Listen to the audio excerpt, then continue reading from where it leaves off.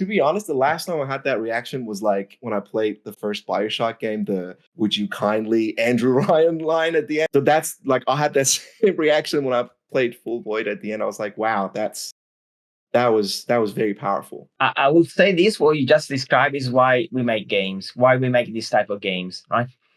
And we love that. And you're not the only one to have this reaction at the end of Full Void. We had, YouTubers and streamers actually cried at the end of the game. I'm here today with developers over at OutOfTheBit studio based in London, in the UK. So thank you so much for taking the time to sit with me and having a conversation with me about the work that you've done. Can I get you to maybe start by introducing yourselves and your role? And yeah. Yeah, absolutely. It's our pleasure to be here. So yeah, I'm Ali Motisi from OutOfTheBit. As you said, it's an indie studio based in Wimbledon in London. And I'm the company director. I founded the company and I'm also the main developer at the moment. Very cool. You? I'm Leo. I'm one of the artists working at OutOfTheBit. I joined in 2021, so I've been working here for about 3 years now. And yeah. And I am Rosalia. I do more marketing and PR for the company. I've been with OutOfTheBit since 2012. Perfect. Excellent. Thank you so much. So as we were just talking before, I know that the company was founded in 2008. So tell us a little bit about the history and what you guys been up to so far. Yeah, absolutely. So I used to work in the industry for other companies around 2008. When Apple launched the iPhone and specifically the App Store, I saw the opportunity to go indie because at the time, all you needed was like a laptop, a Mac, and you could just publish game on the store. So I thought I had no mortgage, no kids. I thought, you know what, now is the right time to take risks. So I left my job, which was a big risk, of course. And I said, yeah, let's try. And I started writing games for the App Store. I was happy to be in the App Store on the launch week, which gave the company a lot of visibility. We were amongst the first 1,000 apps on the App Store. We started simple. Yeah, my idea is don't try anything too fancy. To begin with, I started with very simple board games, classic games, just to it was all new, right? Touch screens, like the iPhones were new. So it was so exciting at the time. So that's the thing. Now I'm like, I've got all these questions about just that period of time when it comes to like developing for the App Store, but maybe that's another time. So sorry. Yeah, it is fascinating. It was a time of change, right? The iPhone changed the industry. I was in the mobile space before, and the iPhone completely, changed history. And so, yeah, it was very exciting. I started making those games, and then Android came out, and I said, yeah, I'm going to expand onto Android as well. And initially, it was a struggle to make money. The first few months were tricky, but then slowly things got better over time. And then we had Android, and the iPad came out. It was another massive success, 2010. I remember launching some of the games, and we went to top of the charts in some countries in Europe, like UK and Italy. Very, very exciting. That's awesome! Wow. Yeah. So that's the brief history of the time. Did I miss anything? No, I think it's pretty much it. Yeah. So tell me about your games on Steam, because I know like since 2019 you've released a few games up to now that you're working on a game. So tell me a little bit about what made you decide to maybe make the switch over to PC and the other parts of the gaming industry. Sure. So, I'll say this and then you guys feel free to jump in if you want to add anything.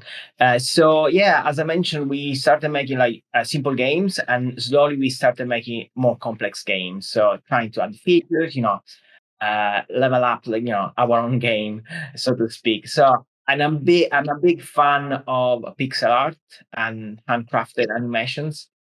And my take was that when games used to be 2D, right? in the 90s, 80s, and 90s, memory was very limited, right? Like the Mega Drive had, I don't know, 60, 4K or RAM or something. And people couldn't do like, they did amazing stuff, but it was very limiting, right? Now that we got memory to do like full screen animation, handcrafted stuff, most of the games are 3D. I was like, I wonder if there's a space to do like, better 2D games. So that was the idea behind it, right? As a fan, I grew up with the Amiga, the Mega Drive, the Super Nintendo, so I'm a fan of those classic systems. And I wanted to bring that feeling and modernize a little bit as well. And that's when we started making more like complex game and games for PC as well, like Super Arcade Football and Super Arcade things, classic games, but they do have modern features. There is a big storyline, lots of animation, modern soundtrack, and online play as well. Very cool. Excellent. Yeah. Yeah, and that sort of brings me to the next bit I want to talk about is Full Void, which was released last year in June, correct? 2023 Yes. June. Yeah, excellent. Okay, so like I was talking to you guys before, just before we started, I just finished a game like maybe 3 days ago. I tried the demo and I was like, yep, that's it. I'm playing this. And lucky it was on sale. Sweet, like perfect timing. So, so I picked it up and like, I've got so much to say about it because I did not go into it thinking like my mind is going to be blown by the end of it, right? And maybe it's a bit of an overreaction, and I'll tell you why my reaction was a little bit maybe exaggerated for some people once we get into it. But let's talk about the beginning of the game. So I noticed like right off the bat, like I died within the first 5 seconds. And because there's no tutorial. There's no text, there's no arrows, there's nothing. It's just you're thrown into it, he falls to the ground, and that's it. There you go. So tell me about what made you guys decide to go in that direction in terms of tutorialization, in terms of giving the players that freedom, not the freedom, but sort of the ability to figure things out for themselves. Yeah, absolutely. I think from the beginning we wanted the player to feel like on edge all the time. So it's like, yeah, let's do that from the first screen. If stay still too long, you're finished, right? So I don't know when I talk about I mean, we already had that concept since we first started working on the game. I think we decided from the beginning that we didn't want to have text or tutorials in the game. We wanted it to be as immersive as possible. And we also referenced classics, both older ones and newer ones, like Another World. Another World was the main reference, I'd say.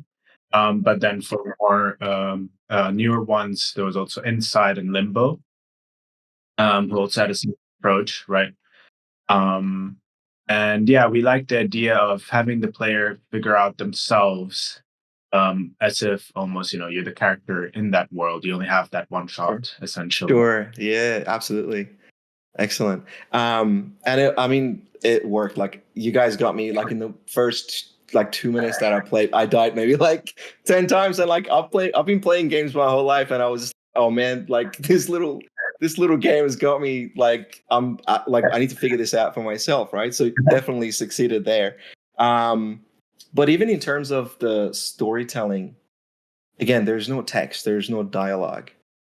So, and this isn't the first time that I've encountered this like it's happened before, like maybe a little bit in the Zelda games where, I mean, there's a little bit of dialogue, but for the most part, you're going around figuring things out for yourself and making your own story in a way. I'm interested to hear about the challenges of making a game like this, where you don't have the tools, the conventional tools of storytelling, right? Tell me a bit about that. Yeah. I mean, it was definitely a challenge.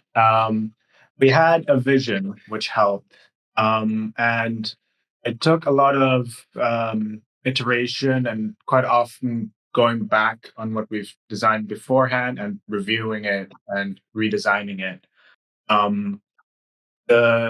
The graphics essentially have to carry the entire storyline, right, accompanied with sounds, since there's no text. So there was a lot of time spent just planning and discussing with the team ideas of how can we represent this part of the plot or this part of the history of the world that we want to show the player without being too on the nose about it. Like originally we had a lot of like scrap posters on walls and stuff. And those posters would have ads that are like, telling about the technology of the world. We ended up making so many of those. It was like, yeah, we're being a bit on the nose. Sure. And so we Sure. had to go back, remove a bunch of the posters, and think of more interesting ways to show it. So instead of a poster about a robot, we can have a broken robot on the side of the road. Yep. And find ways to make it immersive but still clear that you pay attention. That was the main challenge when it came to storytelling without text. Yeah. And other than that, we have custom cutscenes, right? These full screen cutscenes. Yes, of course. Yeah, I should have mentioned. Yeah. Yeah. And those take time to make. So we needed to also plan out what do we show in cutscenes and what can we show in gameplay, and find a good balance there, because otherwise we can end up making 5 minutes of cutscenes to explain the plot, and you kind of that was the other main challenge that I can remember. Yeah. If I can add also, we wanted the game to be accessible in terms of no language barriers, accessible to everyone and without text. Anyone, you don't need to read, you can just play the game. And the other aspect was accessible in terms of age as well. So the game is a bit horror, but there is no gore or violence. But you can play together with the rest of the family and enjoy the experience. Even if you got young kids that can they can't read well or they can't read at all, they can still follow the plot and enjoy the game. Sure. Brilliant. Yeah, like I said, I was just like, because like I tried the demo and I was, this is good. I need to know what's happening here. So, another thing I wanted to ask you about the game is like, and I think so because I did a little bit of research about some of the work. Like on your YouTube channel, you've got a lot of good content in terms of game development and things like that. And anyone watching this, it's like a gold mine. And one of the things I remember, you make the design choice of limiting the arsenal of abilities that the player has in order to make the player feel helpless. Yeah. Is there any other design choices that you made to create that atmosphere for the player? I guess there were a few like traps set up, kind of for the player to do something, expect, or maybe relax and then jump scare them, or maybe bring them, make them feel safe, like they expect something to happen, and then it doesn't. But then it does on the next screen when you don't expect, Absolutely. But we actually went and reference and study what makes suspense and horror, right? We went and watched videos on famous like directors, right? See how do they achieve, and quite often is a feeling. There are two things: a feeling of foretelling, like something's going to happen. Like you're on a bridge and the bridge is breaking. You're on top of the bridge. That's oh my god, the bridge is going to fall, right? Or the opposite. Then okay, relax. You don't expect, and then there is someone in the shower. There is you don't expect. So we actually went to study. Also, we study silent films. How do they make stuff happens without that? So we actually did spend quite a bit of time looking at this stuff. Try and crack it was really hard. It's something we went back and forth a lot. And also we show the game to friends, watching them playing and see what works. You see straight away what works and what doesn't work.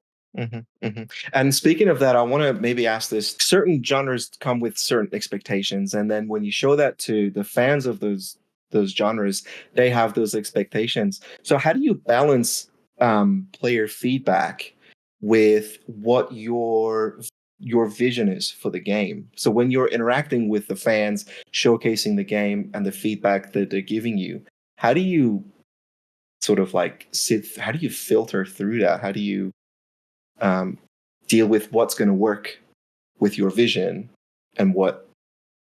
Sorry, does that make sense? Absolutely. Yeah. I think the vision was quite clear since the beginning, as Ali and Liu were saying. So we know what we were going for.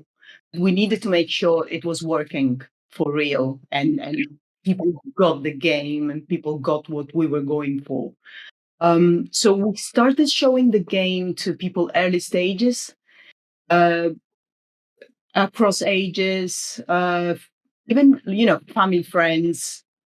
um, we were seeing when they were actually getting stuck, or if they were not getting part of the lore, and then we were going back and iterate on the thing.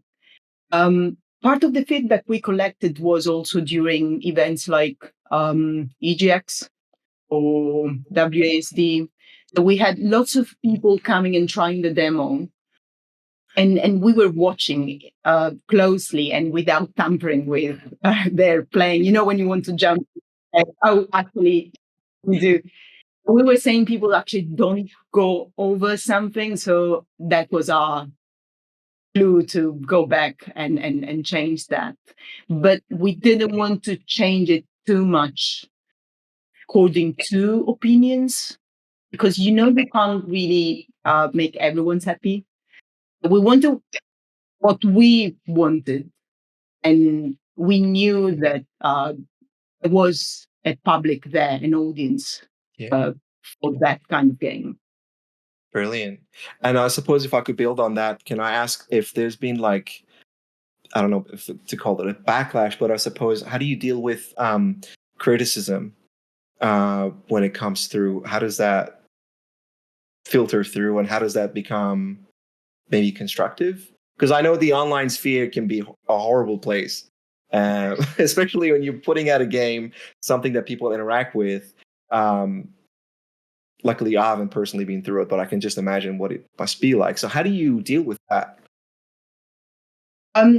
Yes, it can be horrible, but it can also be very supportive. So we definitely focused on all those people, many people that enjoyed the game, gave us so much support since the beginning, followed us throughout the development and afterwards. So with Full Void, we actually saw a lot of closeness and tightness in the community.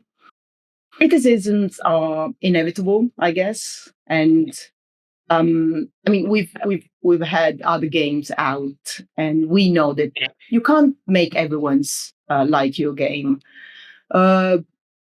We can explain why, like the reasons behind our choices, and it's that is really it, I guess.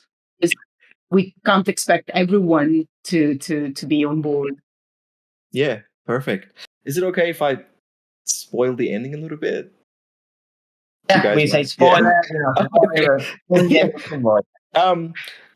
So I'll just give you a little bit of context, and this is this is why the ending to Full Void was for me I had a very deep connection with it, because I mean I'm a primary school teacher as a professional, so my 9 to 5 is working with kids, elementary school kids, and I taught through the COVID-19 lockdowns, and the ending of your game with the dedication when it popped out, it hit me really hard, because I feel like not many people truly understand what, like, everyone talks about, oh, it was hard or it was boring or whatever, but like not many people really get what the kids went through. So tell me a little bit about what made you decide to put that there. And also it ties in really story, by the way. Like, it made me go, oh my God, that's what they're trying to say. And to be honest, the last time I had that reaction was like when I played the first BioShock game, the "Would you kindly" Andrew Ryan line at the end. I was like, oh, that's what's happening. So that's like, I had that same reaction when I played Full Void at the end. I was like, wow, that was very powerful. So yeah, tell me a little bit about that. Tell me what made you decide to go with that. And Yeah, I would say this, what you just described is why we make games, why we make this type of games, right? And we love that. And you're not the only one to have this reaction at the end of Full Void. We had, YouTubers and streamers actually cried at the end of the game, right? So because people that experience it, they know the feeling. And I have kids, right? My kids have been super supportive. Sarah and Anna, the twins, they're two girls. They've been super supportive while we were developing Full Void. And I saw what they went through during lockdown when the school was, stopped suddenly in the UK. So every parents will know, and this is not debating whether or not lockdowns were necessary or not. Is none of that, right? We are not debating that. We are debating lockdown happened. Kids suffer as a result. We are not saying they were good or bad. They're saying kids went through stuff, and we just want to acknowledge this. And I'm sorry, some people don't get it. They think we are anti-lockdown, whatever. It's none of that. It's just as simple as we are parents. We had kids, and they went through stuff. It was very, very tough for them. We are adults. We are in control, right? We can decide what we do. They had to do what they were told. No school. I'm sorry. There is no school. School is over. You can't see your friend. That's it. You have no choice.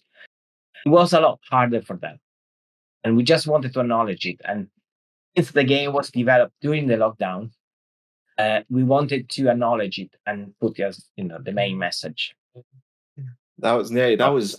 It was brilliant. Like like I said, it works with the story as well. Am I right to because with the visuals and thing, without giving away too much, it's like you start to question, okay, what is happening here? And then with the dedication at the end, it's like, okay, all right, now I get it. Can I now move on to Nanuka? Is that okay? Absolutely. Yes. That's perfect. Perfect. So tell me what it's about. Yes, again, connecting with ending Full Void. Full Void is we channel our feeling of lockdowns into Full Void, right? And then lockdown is finished now. Things are better, thankfully, for everyone. And so then we came out. Okay, we want to make a new game. In this case, we want to go the other direction. We want to have positive vibes, right? Colorful environment. We want to have fun, right? I don't know. Is there anything you want to add to Nanuka? You were referring to the main character of Full Void being helpless. And again, as Ali said, we wanted to go the other way. So we have this character that is so lively, and she's a karateka, and she can fight. She's willing to fight in a maybe a funny way sometimes. But yeah, it's lighthearted and spiritful. Yeah, and full of animations and I guess Leo can tell you more about all the art that is there. Yeah, wanna introduce the project a little bit? We didn't really introduce the project, right? Yeah, I mean the project itself. So Nanuka is a action platformer. It's set in this vibrant, cartoony world that is like our own made-up world. And yeah, our vision for this game is, like we said, we want it to be as fun as possible. We want to do a whole flip from the dark, Full Void setting to this vibrant, colorful, fun world where Nanuka is much more in control. She can fight. She has combat options. She can jump around, parkour, and she is a very silly main character. She can slip on a banana peel, and whenever she messes up, we have like goofy animations going on. Yeah, it's overall just like meant to be like a breath of fresh air where you can really just sit down, play through it, and you kind of just want to keep going and keep like having fun playing a game, And yeah, and just looking at the visuals and everything, it is quite a contrast to Void in terms of the color palette and just the overall vibe of the game. You mentioned about this made-up world. What's the process of like coming up with these ideas? It's a long process, that's for sure. It would be nice to say we have an idea, we write it down, and it works from the get-go, but that's not really the case. I think we spent a lot more time than we were expecting to, just kind of going over ideas and refining them, and then completely scrapping them, and then using a different idea. it's easy to get lost in details, and then this one tiny detail, this one idea that you have doesn't work with everything else, and then you got to decide, well, do we scrap this idea? Do we scrap the rest? Do we find a compromise? Um, and yeah, and it's a good thing to work as a team on it, because if it's a single person working on it, you'll get lost in the details so quickly, and then days go by and you're just writing the lore for a side character that doesn't even have lines, you know. um, yeah, coming up with the world, it was a balance between still finding the art style that we want to go for the game, deciding on genre and setting, and then having it tie in with gameplay, right? Um, we had some initial ideas where it was completely colorful with like rainbow colors, very saturated. Slap the player in there, and you could not tell where the platform was. Right.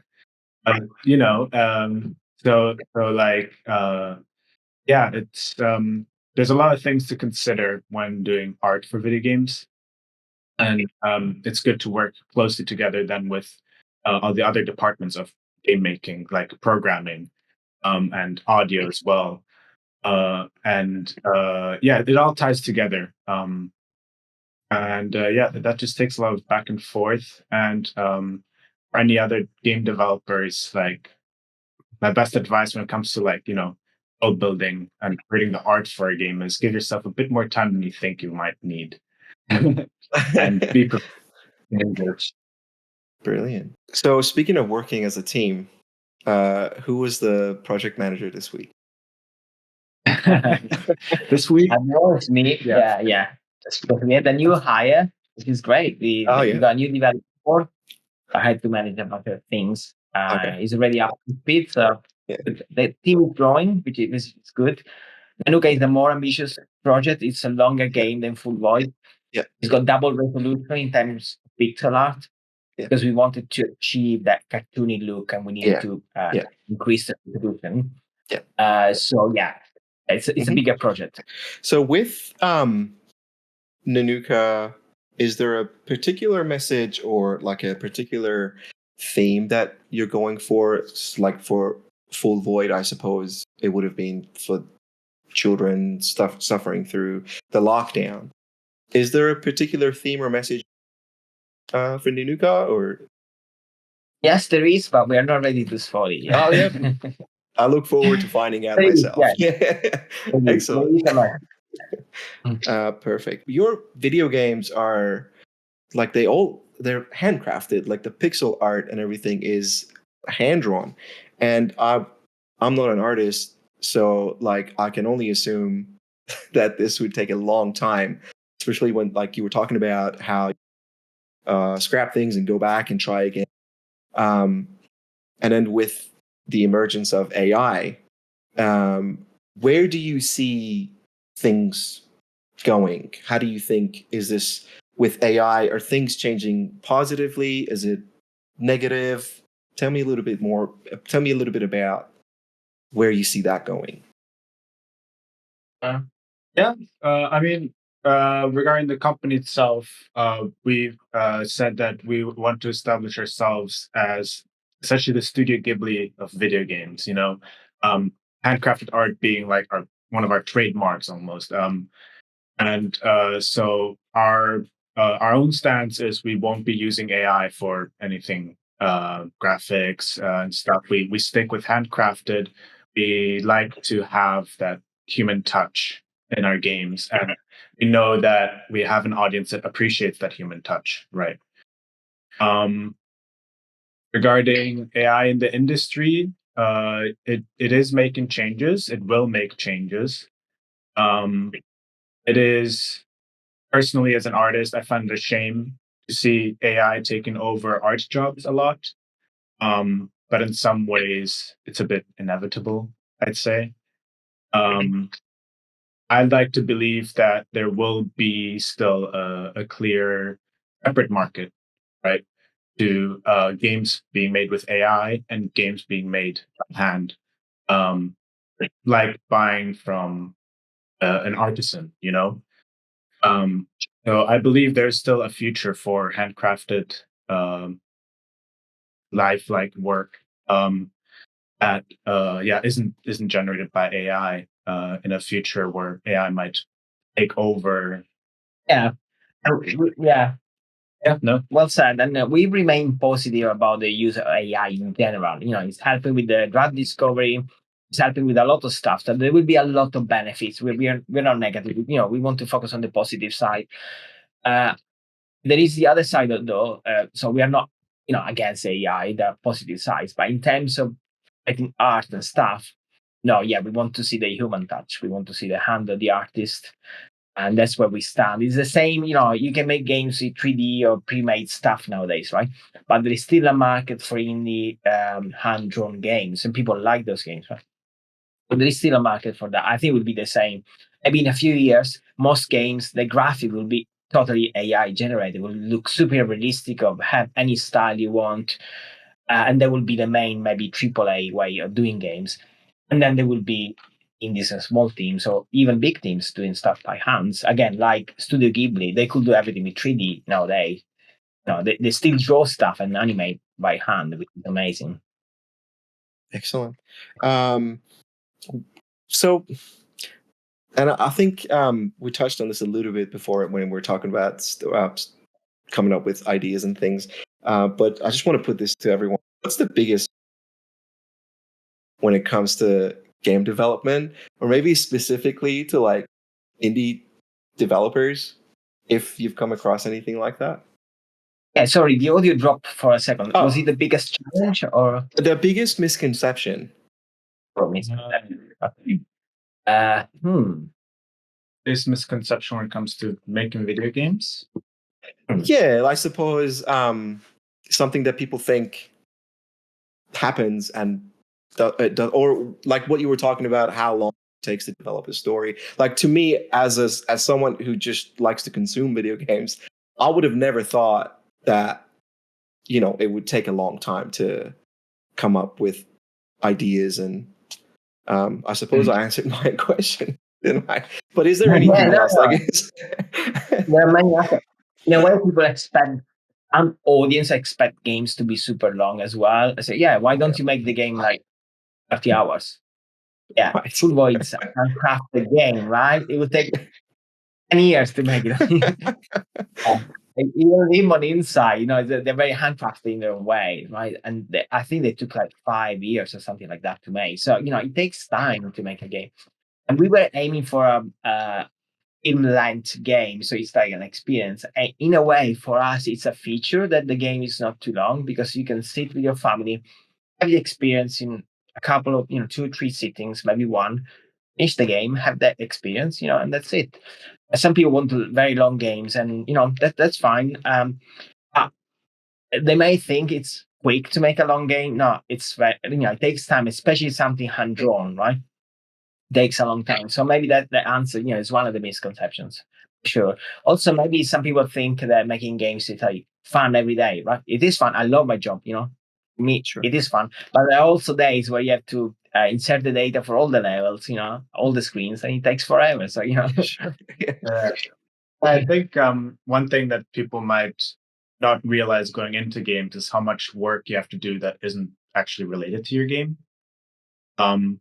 Things like marketing, it's a whole different job, right? But it is going to affect how well your game does, right? And again, like things like you need to code the menu, you need to code UI.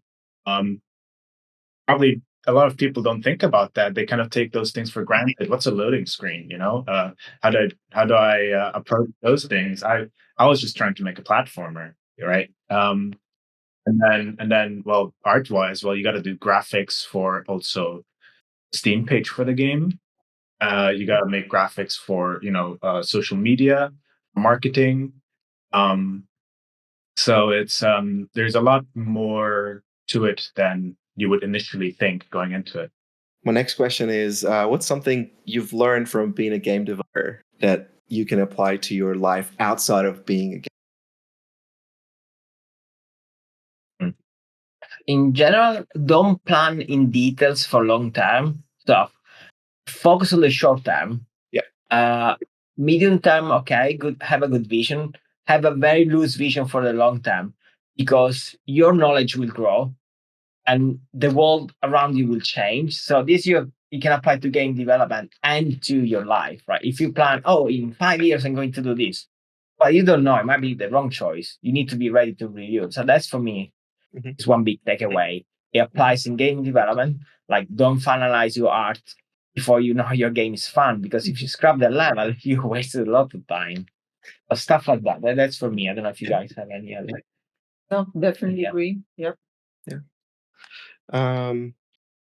And then also, I just got two more questions. Is there a question that you wish someone would ask you about your game, but no one ever does? Oh, that's funny, because we always make fun. Like, we prepare a video for social media, right? And we put it out there, and everyone complains, oh, great art, great animation, oh, great sounds and music. And I'm like the programmer, right? And I go, and no one cares, right? No one cares. No one has to program. No one's, oh, beautiful program, right? Like, you just, barely notice if there is a bug. So I love my job, but sometimes, like, it's just fine, right? And so that's funny. It's like, oh, for instance, Full Void is like 40 megabytes. We really took care of compressing, making it efficient, make it fast to load. There is no loading time, right? Yep. Matt, I don't know. Oh, absolutely. It does yeah. it does add to the experience a lot, where you don't have to wait through like a 5-minute loading screen, and it just happens very quickly. So I like to think so. Yeah. And finally, I just wanted to ask, what sort of games did you guys play growing up, and what's your favorite game that you could just play anytime? I guess for me, the classic Prince of Persia. If I could just play. Oh, I meant to ask you about that, actually. Love that game. It's so good, still so good. And also, Lemmings as well.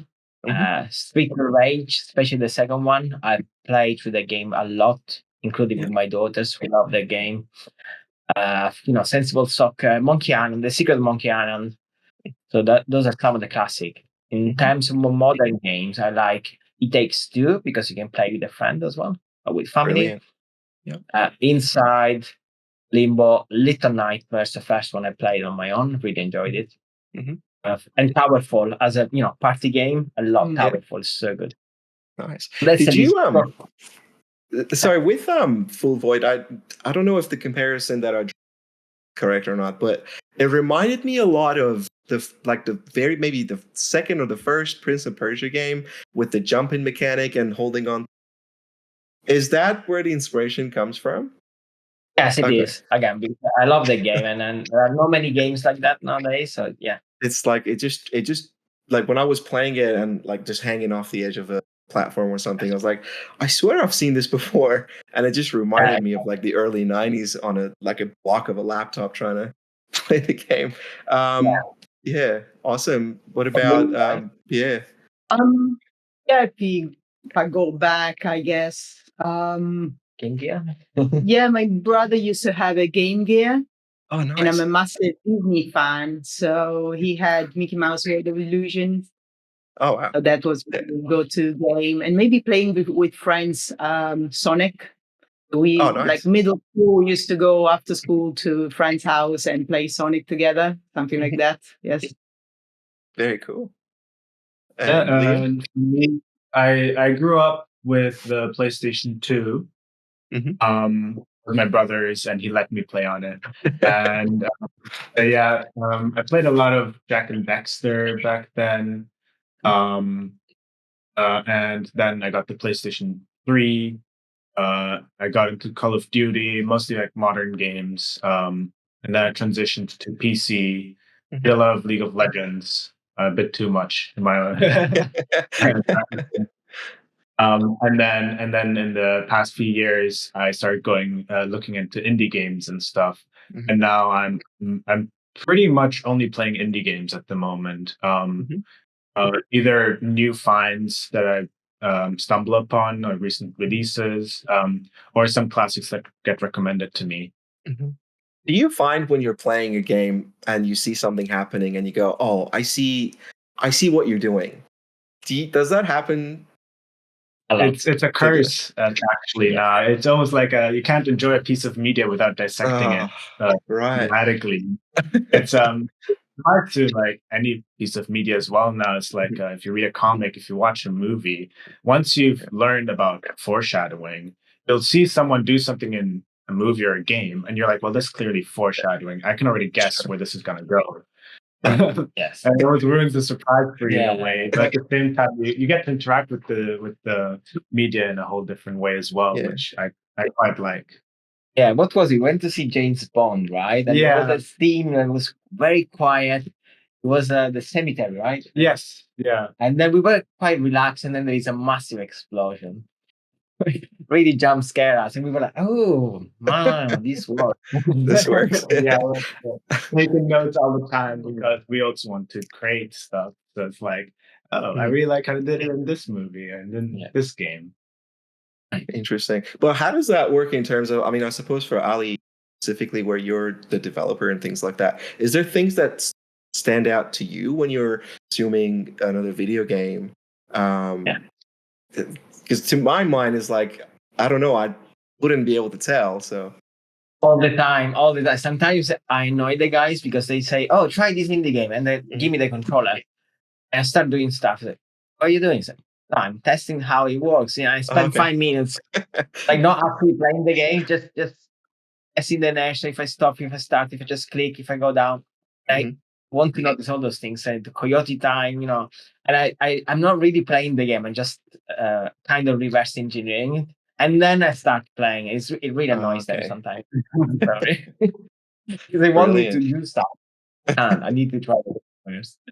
So, Brilliant, awesome. Well, thank you so much for taking the time to speak with me. It'd be your morning. I'm almost 9 o'clock here in Australia, but for anyone watching this, I highly recommend them to check out Full Void and all your other games. I'll be honest, I haven't tried the other ones. I'm probably going to try the football one as a massive fan.